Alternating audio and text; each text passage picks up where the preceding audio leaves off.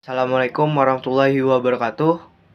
Perkenalkan, nama saya Muhammad Ridho Megantara dari Program Studi Pendidikan Luar Biasa dengan NIM 221F10023 dengan dosen penampung Ibu Sugihartati, SPD MPD. Di sini saya akan menjelaskan tentang pengertian, klasifikasi, dan karakteristik anak tunalaras dan beberapa tambahan materi. Yang pertama, saya akan membahas pengertian anak tunalaras. Istilah resmi tunalaras baru dikenal dalam dunia pendidikan luar biasa atau PLB. Istilah tunalaras berasal dari kata tuna yang berarti kurang dan laras berarti sesuai. Jadi anak tunalaras berarti anak yang bertingkah laku kurang sesuai dengan lingkungan.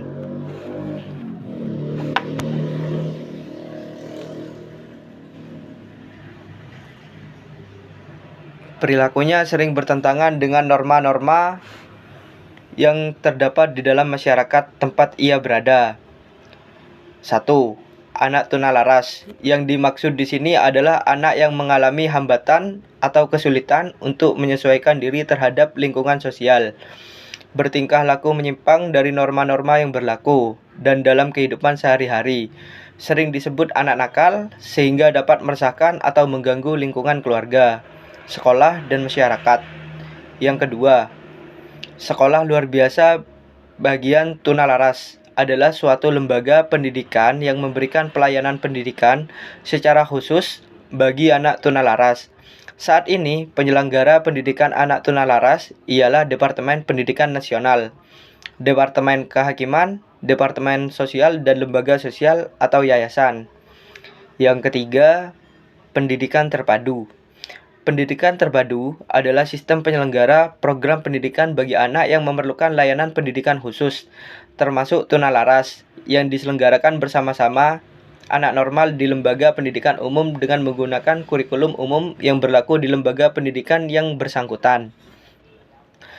Adapun mata pelajaran yang tidak dapat dilaksanakan oleh anak yang memerlukan layanan khusus tersebut diganti dengan pelajaran lain yang dapat dilakukan oleh anak yang bersangkutan. Keempat, kelas khusus. Kelas khusus adalah suatu bentuk pelayanan pendidikan bagi anak yang memerlukan pelayanan pendidikan khusus, termasuk anak tunalaras yang memiliki kelompok belajar di lembaga pendidikan umum dengan menggunakan kurikulum umum yang berlaku di lembaga pendidikan yang bersangkutan. Kelima, guru pembimbing.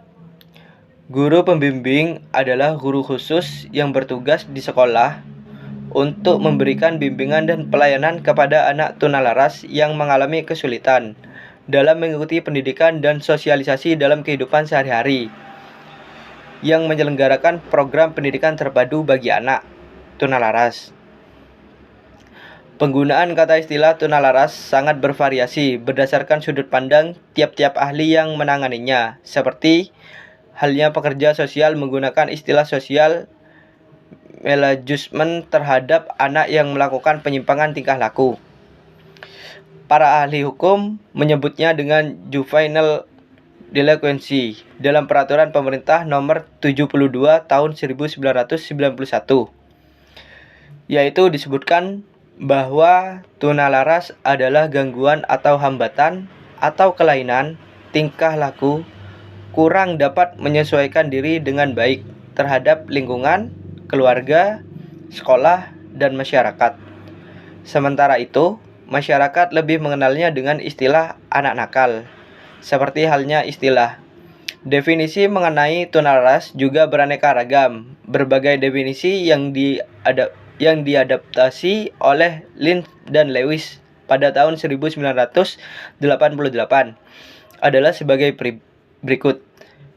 Yang pertama, Public Law 92/242 mengemukakan pengertian tunalaras adalah istilah gangguan emosi, yaitu gangguan emosi adalah suatu kondisi yang menunjukkan salah satu atau lebih gejala-gejala berikut dalam satu kurun waktu tertentu dengan tingkat yang tinggi yang mempengaruhi prestasi belajar, yaitu A. Ketidakmampuan belajar dan tidak dapat dikaitkan dengan faktor kecerdasan atau penginderaan atau kesehatan.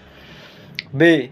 Ketidakmampuan menjalin hubungan yang menyenangkan teman atau guru. C. Bertingkah laku yang tidak pantas pada keadaan normal. D. Perasaan tertekan atau tidak bahagia terus-menerus. E. Cenderung menunjukkan gejala-gejala fisik seperti takut pada masalah-masalah sekolah. Yang kedua, menurut Kaufman 1997 mengemukakan bahwa tunalaras adalah anak yang secara kronis dan mencolok berinteraksi dengan lingkungannya dengan cara yang secara sosial tidak dapat diterima atau secara pribadi tidak menyenangkan, tetapi masih dapat diajar untuk bersikap yang secara sosial dapat diterima dan secara pribadi menyenangkan. Yang ketiga, Smith dan Mercer pada tahun 1981 mengemukakan bahwa anak tunalaras adalah anak yang secara kondisi dan terus-menerus menunjukkan penyimpangan tingkah laku tingkat berat yang mempengaruhi proses belajar, meskipun telah menerima layanan belajar serta bimbingan. Layaknya seperti anak lain, ketidakmampuan menjalin hubungan baik dengan orang lain dan gangguan belajarnya tidak disebabkan oleh kelainan fisik atau saraf inteligensia. Yang keempat, Nelson di tahun 1981 mengemukakan bahwa tingkah laku seseorang murid dikatakan menyimpang jika A. Menyimpang dari perilaku yang oleh orang dewasa dianggap normal menurut usia dan jenis kelamin. B. Penyimpangan terjadi dengan frekuensi dan intensitas tinggi. C. Penyimpangan berlangsung dalam waktu yang relatif lama. Dari beberapa definisi di atas, dapat disimpulkan bahwa membuat definisi atau batasan mengenai tunalaras sangatlah sulit karena definisi tersebut harus menggambarkan keadaan anak tunalaras secara jelas. Beberapa komponen yang penting diperhatikan adalah 1. Adanya penyimpangan perilaku yang terus-menerus menurut norma yang berlaku sehingga menimbulkan ketidakmampuan belajar dan penyesuaian diri. Kedua, penyimpangan itu tetap ada walaupun telah menerima layanan belajar serta bimbingan. Masuk ke bab 2 tentang klasifikasi anak tunalaras. Pengklasifikasi anak tunalaras banyak ragamnya, di antara lain 1. Klasifikasi yang dikemukakan oleh Rosembra dan kawan-kawan pada tahun 1992 adalah anak tunalaras dapat dikelompokkan atas tingkah laku yang berisiko tinggi dan rendah. Yang berisiko tinggi yaitu hiperaktif, agresif, pembangkang, delinkuensi, dan anak yang menarik diri dari pergaulan sosial. Sedangkan yang berisiko rendah yaitu autisme, skizofrenia. Secara umum, anak tunalaras menunjukkan ciri-ciri tingkah laku yang ada persamaannya pada setiap klasifikasi, yaitu kekacauan tingkah laku, kecemasan, dan menarik diri, kurang dewasa, dan agresif. Selain pembagian di atas, masih banyak tingkah laku anak-anak yang dapat digolongkan tunalaras yang belum mendapat layanan khusus. Misalnya, anak yang merasa bahagia bila melihat api karena ingin selalu membakar saja. Anak yang suka meninggalkan rumah. Penyimpangan seks dan sebagainya. 2. Sistem klasifikasi kelainan perilaku yang dikemukakan oleh Quay di tahun 1979 dalam Samuel A. Kirk and James Gallagher di tahun 1986 yang dialih bahasakan oleh Muhammad Amin dan kawan-kawan di tahun 1991. adalah sebagai berikut. Anak yang mengalami gangguan perilaku yang kacau atau conduct disorder mengacu pada tipe anak yang melawan kekuasaan, seperti bermusuhan dengan polisi, bermusuhan dengan guru, kejam, jahat, suka menyerang, atau bisa disebut hiperaktif. B.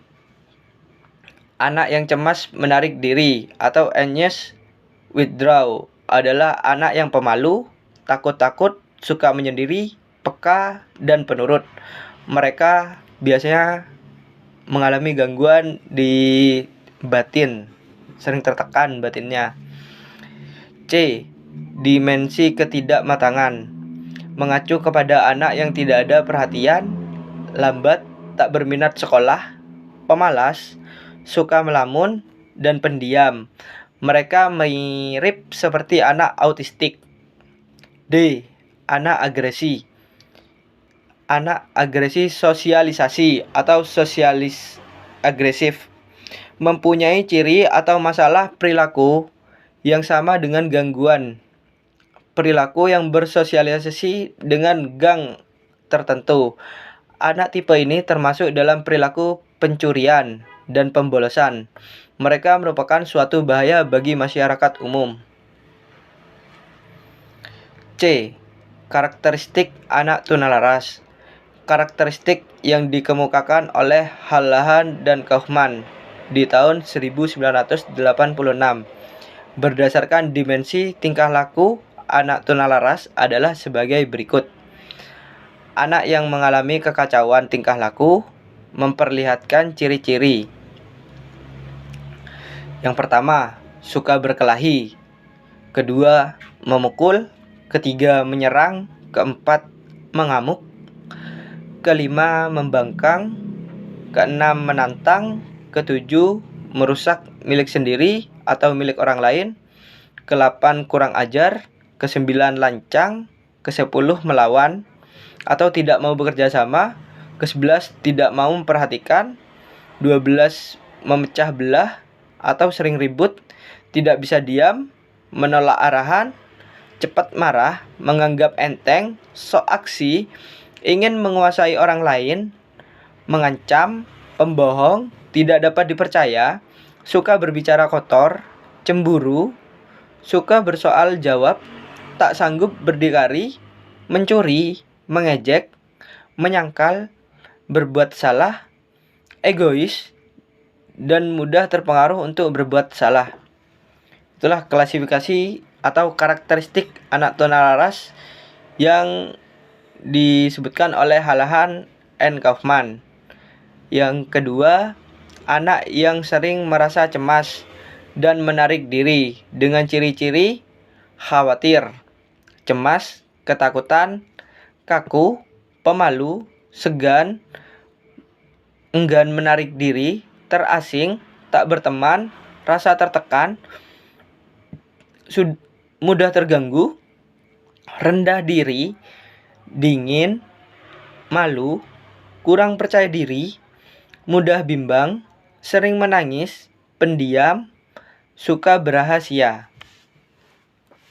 Ketiga, anak yang kurang dewasa dengan ciri-ciri yaitu pelamun, kaku, berangan-angan, atau pasif, mudah dipengaruhi, mengantuk, pembosan, dan kotor. Keempat, anak yang agresi bersosialisasi dengan ciri-ciri yaitu mempunyai komplotan jahat, mencuri bersama, loyal terhadap teman, nakal, berkelompok dengan geng, suka di luar rumah sampai larut malam, bolos sekolah, dan minggat dari rumah. Berikut ini akan dikemukakan karakteristik yang berkaitan dengan segi akademik, sosial, emosional, fisik, atau kesehatan anak tunalaras. Yang pertama, karakteristik akademik. Kelainan perilaku akan mengakibatkan adanya penyesuaian sosial dan sekolah yang buruk. Akibat penyesuaian yang buruk tersebut, maka dalam belajarnya memperlihatkan ciri-ciri sebagai berikut. A. Pencapaian hasil belajar yang jauh di bawah rata-rata. B. Seringkali dikirim ke kepala sekolah atau ruangan bimbingan atau tindakan disipliner. Misalkan kalau SMP atau SMA itu kayak bimbingan konseling. C. Seringkali tidak naik kelas atau bahkan keluar sekolahnya. D. Seringkali membolos sekolah. E. Lebih sering dikirim ke lembaga kesehatan dengan alasan sakit atau perlu istirahat. F. Anggota keluarga, terutama orang tua, lebih sering mendapat panggilan dari petugas kesehatan atau bagian absensi. G. Orang yang bersangkutan lebih sering berurusan dengan polisi. H. Lebih sering menjalani masa percobaan dari yang berwenang. I. Lebih sering melakukan pelanggaran hukum dan pelanggaran tanda-tanda lalu lintas. J. Lebih sering dikirim ke klinik bimbingan. Kedua, karakteristik sosial atau emosional. Karakteristik sosial emosional anak tunalaras dapat dijelaskan sebagai berikut. A. Karakteristik sosial.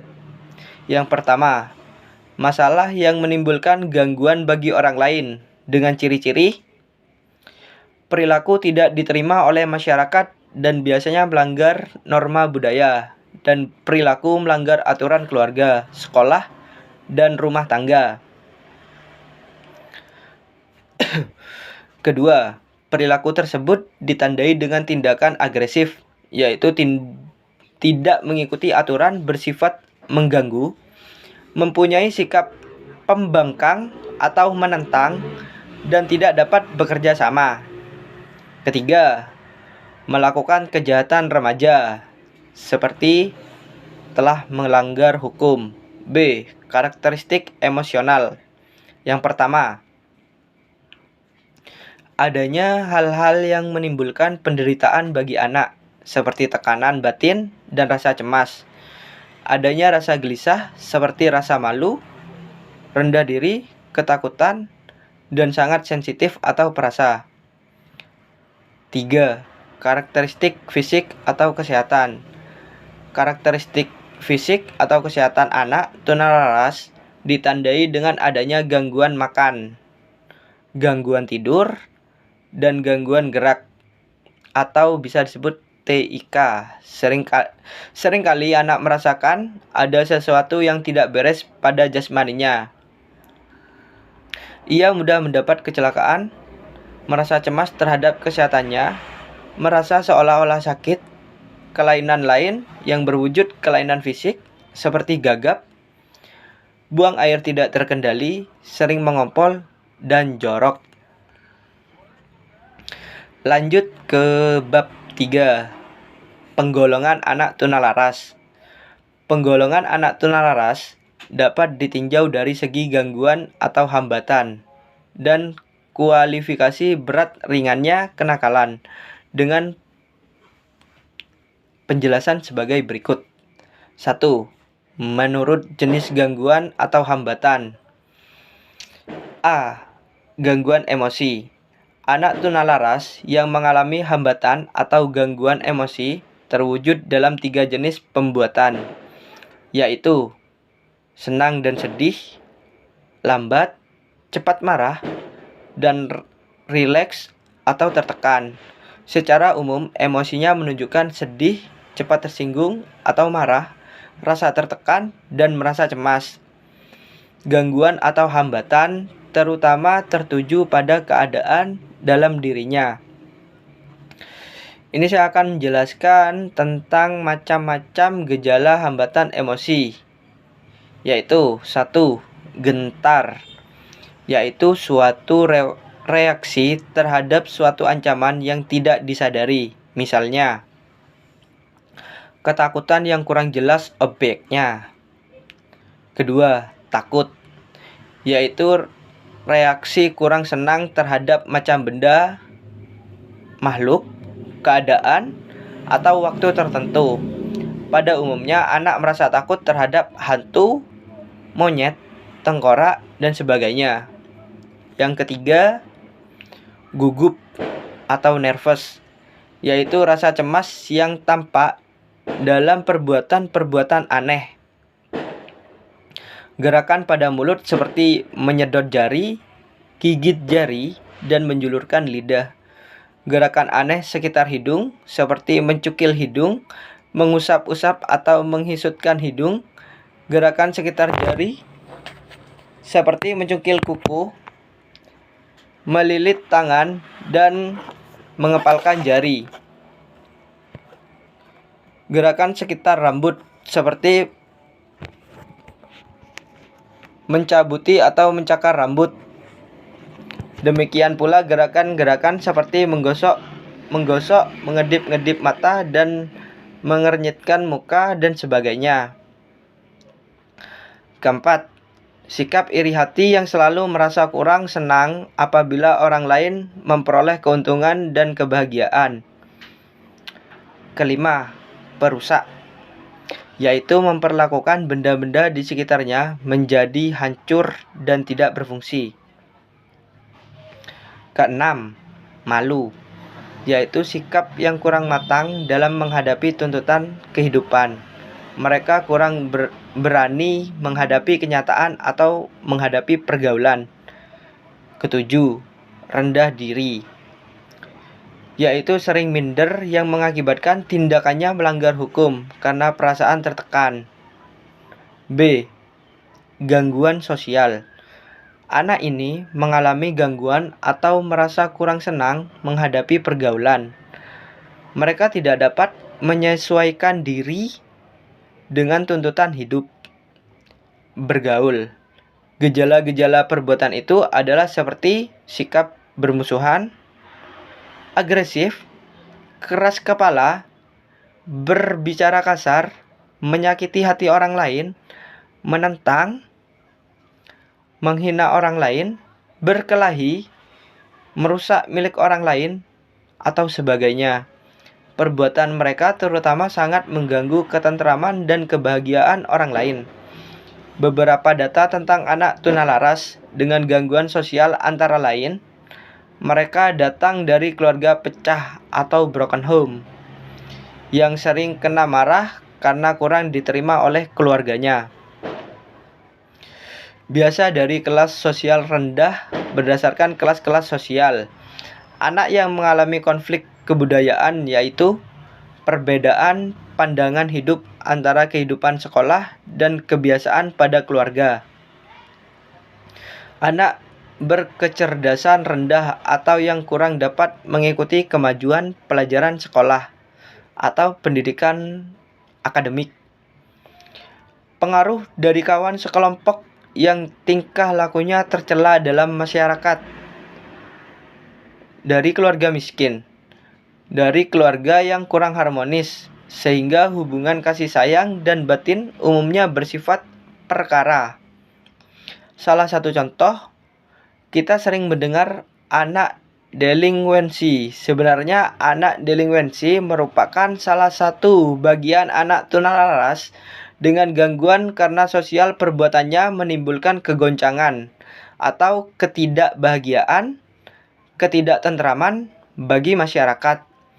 Perbuatannya termasuk pelanggaran, seperti perbuatan mencuri, menipu, menganiaya, membunuh, mengeroyok, mendorong, menghisap ganja, atau anak kecanduan narkotika, dan sebagainya. Klasifikasi berat ringannya kenakalan.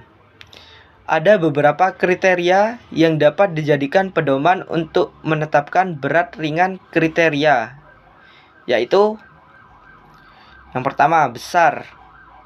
Besar kecilnya gangguan emosi artinya semakin tinggi memiliki perasaan negatif terhadap orang lain.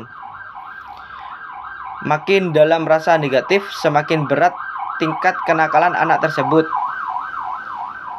Frekuensi tindakan artinya frekuensi tindakan semakin sering dan tidak menunjukkan penyesalan terhadap perbuatan yang kurang baik.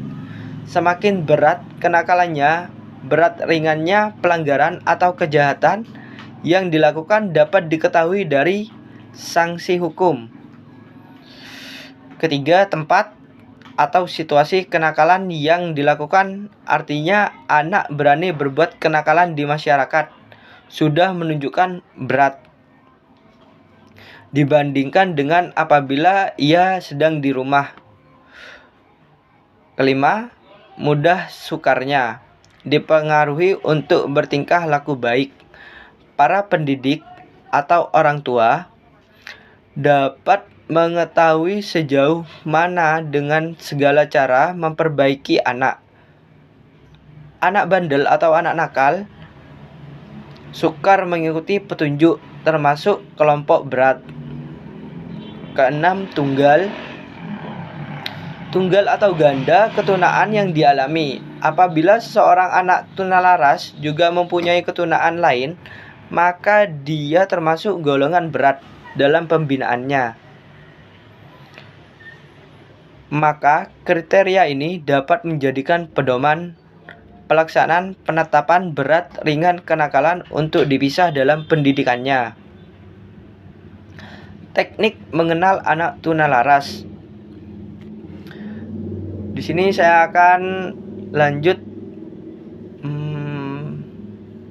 kasih contoh cara untuk menetapkan tunalaras, yaitu yang pertama dengan cara psikotes. Psikotes dilakukan untuk mengetahui kematangan sosial dan gangguan emosi. Sedangkan alat tes yang lain yaitu tes proyektif yang memiliki beberapa jenis tes, yaitu tes Rorschach. Tes ini memberikan gambaran mengenai keseluruhan kepribadian, kelainan, dan perlunya psikoterapi. Gambaran ini ditafsirkan dari reaksi anak terhadap gambar-gambar yang terbuat dari tetesan tinta. Kedua, tematik apperception atau TAT.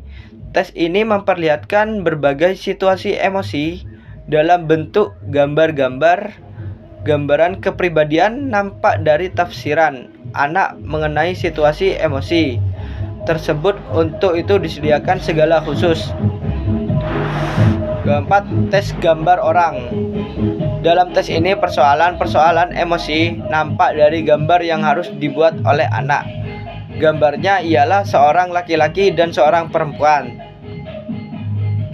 Disebut fable test. Tes ini memberikan gambaran mengenai iri hati, rasa dosa, rasa cemas, tanggapan terhadap diri sendiri, ketergantungan kepada orang tua, dan sebagainya. Yang berhak melakukan psikotes dan mengumumkannya adalah psikolog, psikiater, dan konselor atau orang lain di bawah bimbingannya.